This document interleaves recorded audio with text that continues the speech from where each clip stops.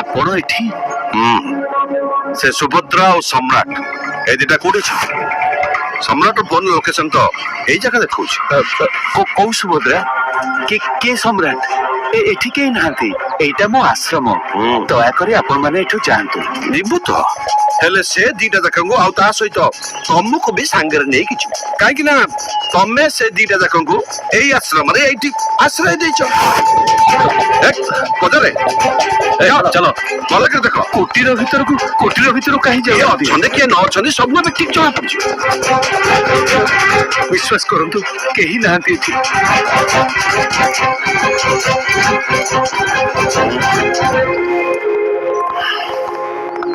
Sir ଭିତରେ ତ କେହି ନାହାନ୍ତି।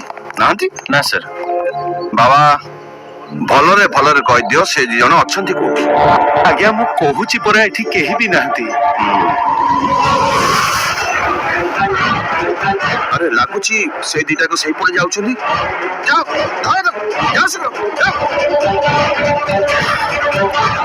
ବାବା ସେ ଦିଟା ତ ଯେମିତି ହେଲେ ମୋ ହାତରେ ଧରା ପଡିବେ। ଆଉ ଯେ ପର୍ଯ୍ୟନ୍ତ ସେମାନେ ମୋ ହାତରେ ଧରା ନ ପଡିଛନ୍ତି ତମେ ମୋ ସହିତ ଚାଲ। ଚାଲ।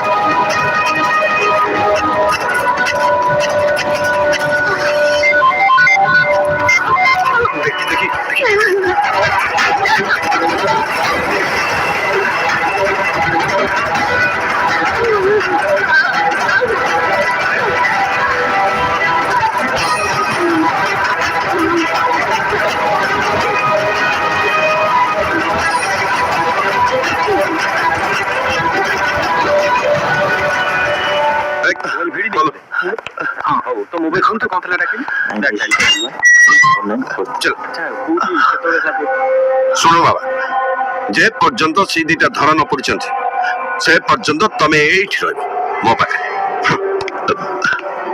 ହେ ପ୍ରଭୁ ପାତାଳି ମହାଦେବ, ମୋର ବୋଧେ ବନ୍ଧନ ଯୋଗ ଅଛି, ସେଥିପାଇଁ ମୁଁ ଏଠିକି ଆସିଲି।